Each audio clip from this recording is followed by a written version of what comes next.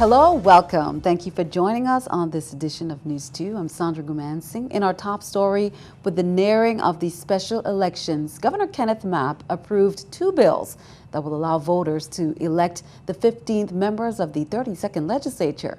However, this election's voting process may cause some voters some dismay and even make it more difficult to cast their vote. News 2's Stephanie Brown has more.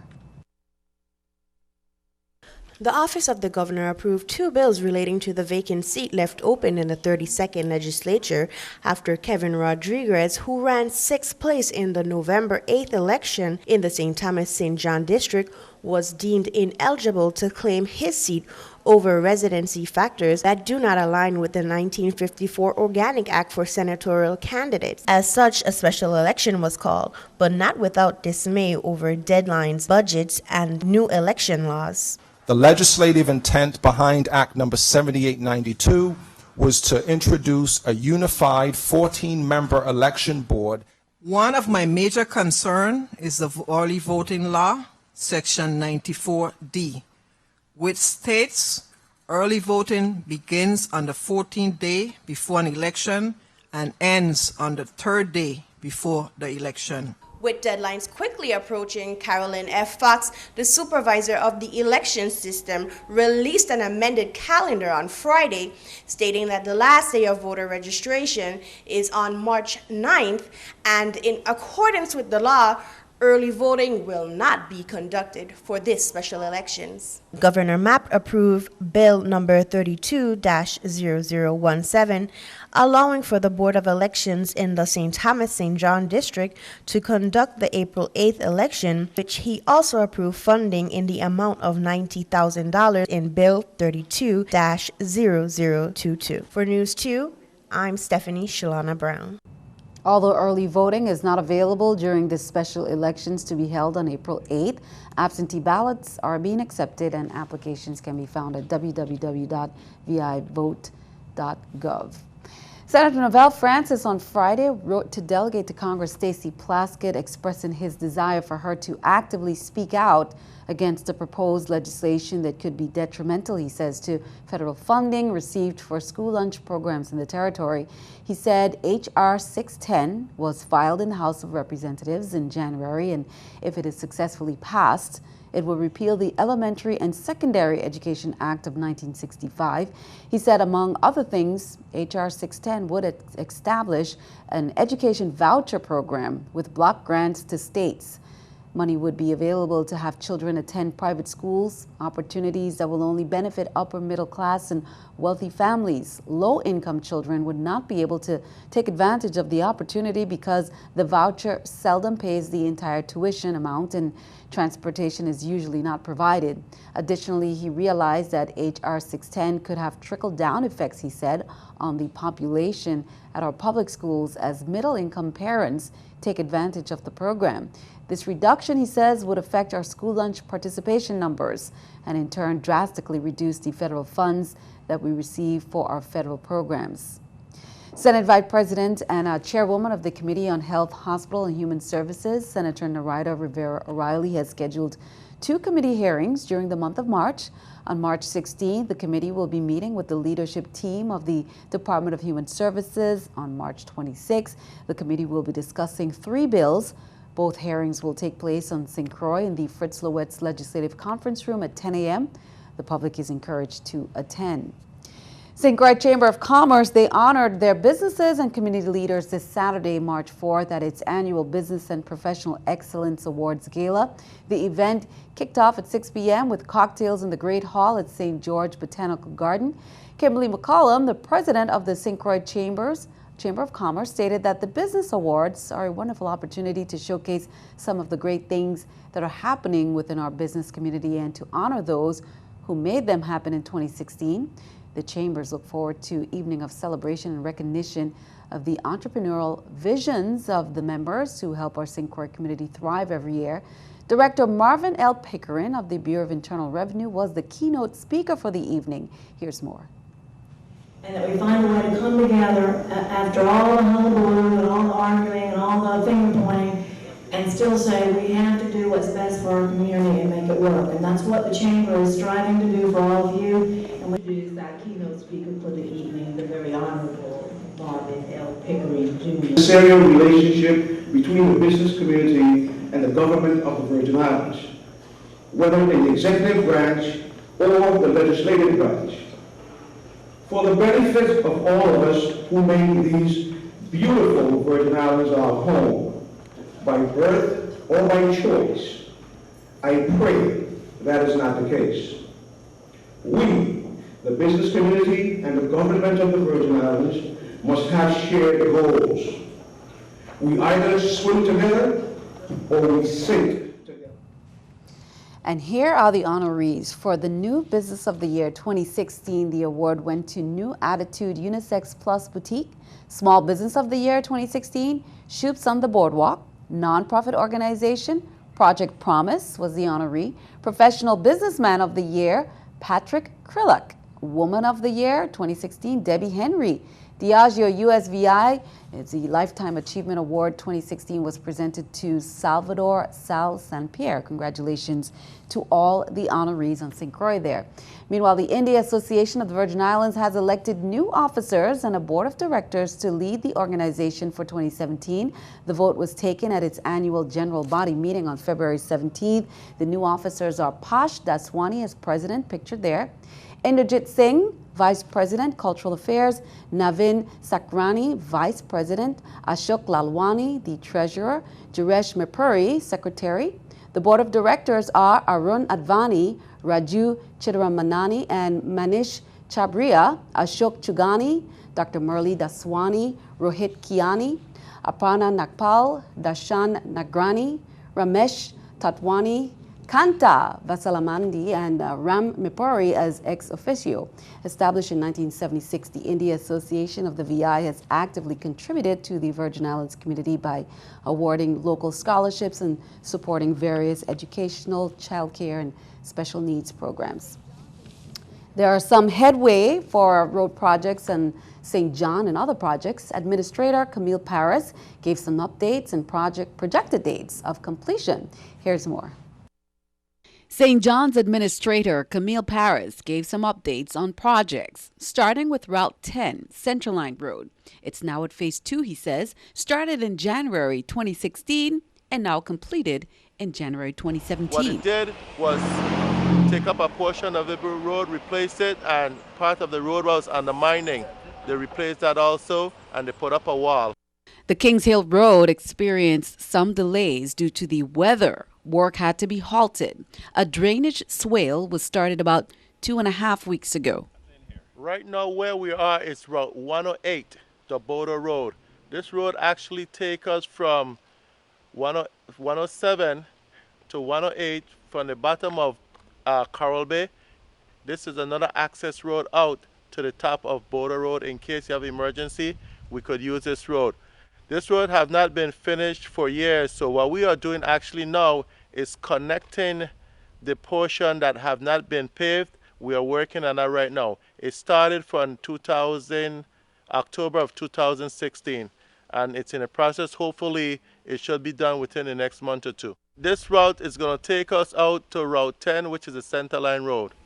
Work is underway at Oppenheimer Beach. New ceilings, new kitchen, new bar, and handicap accessibility areas are in the works. We're here at the Oppenheimer Beach, which is managed by Sports Park and Recreation. We are here. We started our renovation here at the property January 6th. The time of completion should be on maybe the end of May, around the end of May.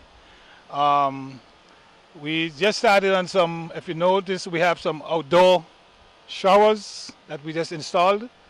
We have doing the bathrooms, making them handicap accessible. We just installed a new ramp on the outside to make it handicap accessible to the building itself.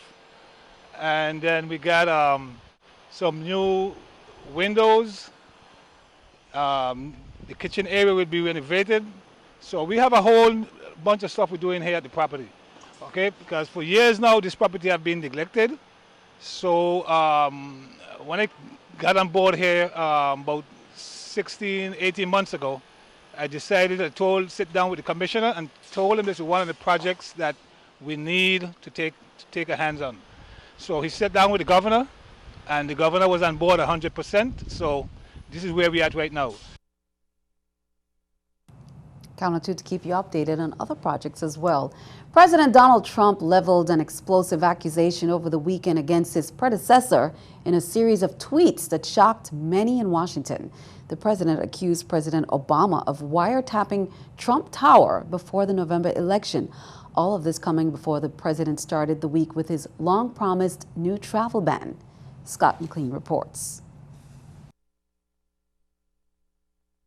President Trump signed a new executive order revising an earlier travel ban on people from a handful of countries in the Middle East and North Africa.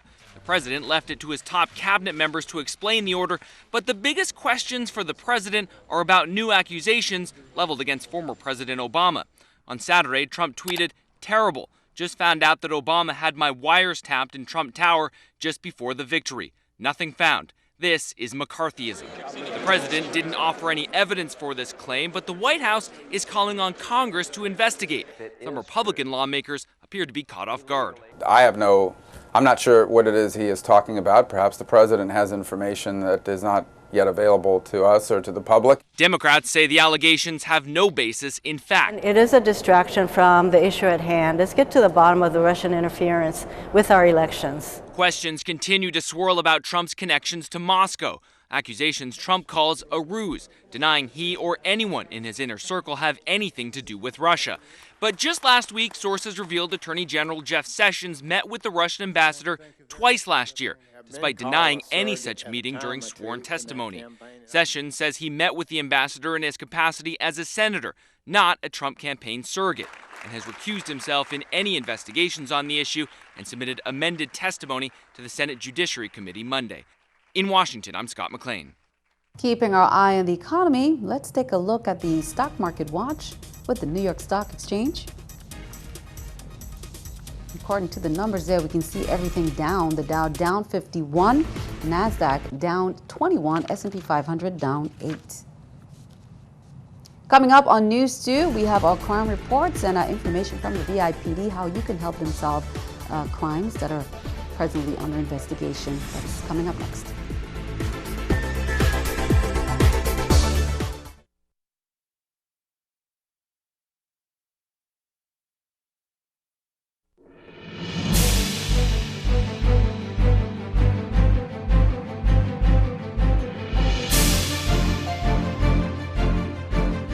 Welcome back. On March 5th, police say at approximately 7:59 p.m., they were dispatched by 911 emergency call center to Estate Profit for reported discharging of shots. Here's more. Police officers were also informed that there were a gunshot victim at said location. Upon officers' arrival in the Estate Profit area, officers observed the unresponsive male lying on the ground bleeding. The victim was pronounced dead on the scene by the EMT staff. The Hispanic male victim, 35 years old Hector Torres, a.k.a. Pojo, were transported by the Department of Justice to the Wang F. Louis Hospital morgue. Anyone having information about these crimes or any other crimes in the territory, call the VIPD at 340-778-2211 in St. Croix, 774-2211 in St. You can also call Crime Stoppers, the anonymous tip line at 1-800-222-TIPS or 911. On Sunday, March 5th, at approximately 4:45 a.m., officers were dispatched to the area of Oswald Harris Court in reference to shots being fired. They went and did not find anything. However, at roughly 12:28 p.m., officers traveled back to the front of Building 7 and made contact with a male who stated that his vehicle was parked in the area of Building 7, and when he went to get into his vehicle, he observed his vehicle was shot up. Contact was also made with a female in the vicinity of Building 7 who stated that during the early morning hours she heard gunshots fired. Later that day, she woke up and observed a single gunshot hole in her western bedroom window louver. Anyone having information about these crimes, please contact VIPD or Crime Stoppers.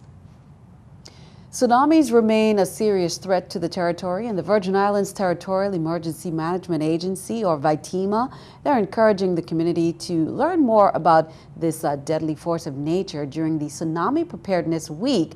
That's March 19th to the 25th. VITEMA is also urging the community to practice walking the evacuation route if they reside, work, or often play in the tsunami inundation zone. VITEMA's USVI tsunami evacuation maps, they can be found at www.vitema.gov/prepare. VITEMA will mark the Tsunami Preparedness Week by participating in the annual Carib Wave 17 Caribbean Region Tsunami Response exercise, which is scheduled for March 21st. The exercise is designed to help communities identify operational strengths and weaknesses. Now that's at 10:15 a.m. on Tuesday, March 21st. VITEMA will be activating the territory's 24 sirens to broadcast the system's test message and its all clear message. 4 young ladies were vying for the Miss CAHS competition that was held on Saturday. The young ones graced the stage with their poise and elegance, and in the end, contestant number 2, Taisha Herman, she emerged as with the crown. First runner-up was contestant number 3, Gemini Parson. Queen Herman also grabbed the titles of Miss Photogenic, Best Talent, Evening Wear, and Intellect. Miss Congeniality is contestant number 1. Celeste Smith, who also won Professional Wear, Popularity, and that was selected from online raffles and booklets sold, as well as Miss Congeniality, selected by the other contestants. Congrats to all the young ladies. You guys did an awesome job. Virgin Islands Department of Education, St. Thomas St. John District, Office of Curriculum, Assessment, and Technology, they held the annual Social Studies Fair on Friday, March 3rd, in the Franklin D. Roosevelt Memorial Park. They say which aims to recognize students' knowledge and understanding of lessons taught in their social studies and history classes. The theme for this year's fair was 100 Years Under the Stars and Stripes, in commemoration of the territory's transfer centennial. Sheldon Mali High School, Bertha Seba Shelter Middle School, Adelaide Cancrine Junior High School, Julius E. Sproul, and Ulla F. Muller Elementary were this year's participants. District Social Studies Coordinator Annie Smith orchestrated the event, and it also included steel band performances, skits, monologues, vocal and instrumental performances, as well as visual displays. Lieutenant Governor Osbert Potter was also in attendance. 1917 Transfer Day Ceremony commemorative postcards. They are now available at the Caribbean Genealogy Library. You can send one to your friends and family or just keep it as a souvenir. Pack of 5 cards, $10. Purchase it at the library, which is located at the Alcoans Plaza at the top of Rappoon Hill, St. Thomas. They're open Wednesday, Thursday, and Saturday, and also on Sunday from 1 p.m. to 5 p.m. To order, you can also go on eBay. Just go to CGL Postcards on eBay. Now on March 18th at 2 p.m., Dr. Amory Caron's most recent research project and paper is related to the purchase of the Danish West Indies by the United States. That will be presented at the library. Puerto Rico's Alex Lampard, after a 2-year hiatus from the sport, won the highly competitive Men's Open Singles at the Innovative Choice Wireless VI that was hosted February 27th to March 5th at the St. Thomas Yacht Club. 55 players from U.S. Virgin Islands, Puerto Rico, St. Kitts, and U.S. mainland, Colorado, Connecticut, Florida, and Texas, they competed this year. Players also included professional as well as a strong contingent of amateur or B division participants. Over $10,000 in prize money was awarded, as well as trophies. Well, Worcester Academy in Massachusetts is the home for one of the Virgin Islands' new shining stars, Aaliyah Boston. The St. Thomas native is a sophomore on the girls' basketball team, averaging 23 points, 15 rebounds per game, and she's getting noticed by major women's hoops programs. NEWS2 spoke with her proud mother, Cleone Boston, earlier today. Here's more. When she first started playing basketball at 10, she had one school, in her mind, and I think that's the one school that everybody had in their mind, and that was UConn. But she has not indicated where she wants to go yet because, she knows it's a very important decision because that will be 4 years where she will spend her time building her legacy and getting her education and making sure that the school has what she wants to study because the ultimate goal is her education. The first person that we have to thank is God because none of this would have been possible without the doors that He's opened for our daughters and the people that He's put in our path to help guide us thus far. Okay, congrats to Aaliyah Boston and congrats to you, Mom, Cleone Boston. Job well done. We will be hearing more about her for sure in the future. Stick around. Your News 2 AccuWeather forecast comes your way next.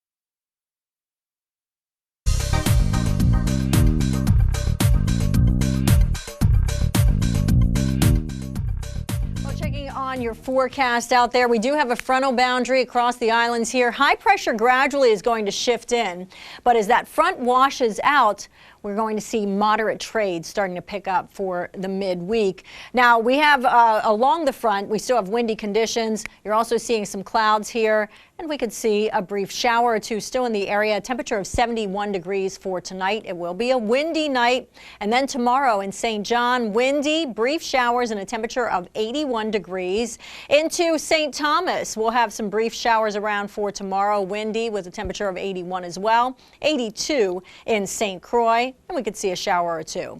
It will be rough boating here because we have waves 10 to 12 feet on the Atlantic side. Northeasterly winds are 20 to 25 knots. So we have also some rough surf and even the beach weather might be a little rough there as well with rip currents possible.